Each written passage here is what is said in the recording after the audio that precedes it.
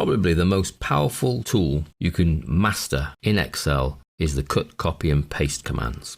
Now effectively cut and copy are pretty similar. The difference is that one will cut, therefore remove from the page, whereas the other will copy, and then we use paste with either cut to then paste the item into its new location, or paste with copy to then paste a copy of the item into its new location.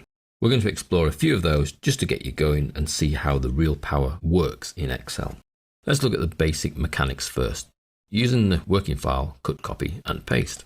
We have here a list of different bits of text, and what we're going to do is effectively look at taking a copy and then pasting somewhere else. So if I take the cell Mavis, I need to copy this cell. We could go up to the home ribbon and choose the copy option here.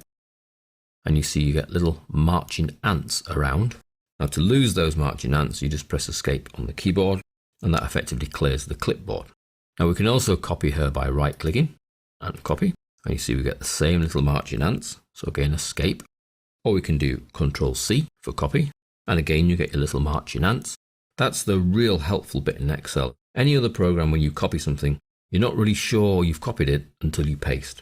In Excel, you know you've copied it because you get your little marching ants going round and round and round the selection, whether that be one cell as we have here. If I escape that, we can actually highlight a number of cells and do a copy. And you see we still get the marching ants around that area of cells. So escape, let's go back to Mavis. So we're going to copy Mavis. All we then need to do is move where we'd like Mavis to now be pasted. Let's say, for example, go here to I2, and then we can paste. Now, the keyboard shortcut is Control V, and you see that Mavis appears. If I then move to I3, Mavis is still on my clipboard. I can paste by clicking paste.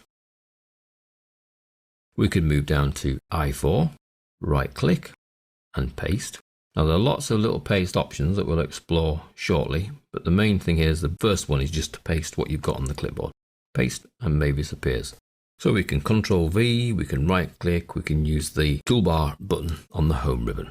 Now all the time that we're doing all this pasting and moving around, Mavis is still on the clipboard. There is one other quick paste, I'll call it, in Excel, which I really like. We select where we'd like to go and we simply press enter. And you see that that also pastes Mavis in. It's great if you just want to move things quickly, because we can use it with cut. Let's take Robert here, for example. If I want to cut, slightly different keyboard shortcut, Control X. Or we can use the scissors from the home ribbon, or we can right click and cut. All have the same effect, and at the moment it just looks the same as a copy. But the difference is if we move across here, and let's do the quick paste, which is just enter. Robert gets pasted, but you can see he's gone from B4 because we cut him and we pasted him. That's cut and paste. We could do the same with 43. We cut, we move where we want to go, and enter for paste. Nice and quick and easy.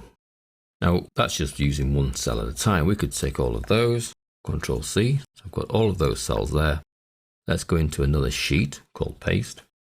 Come across to here. Now I don't need to highlight the same number of cells. You can see here I've got 13 cells highlighted.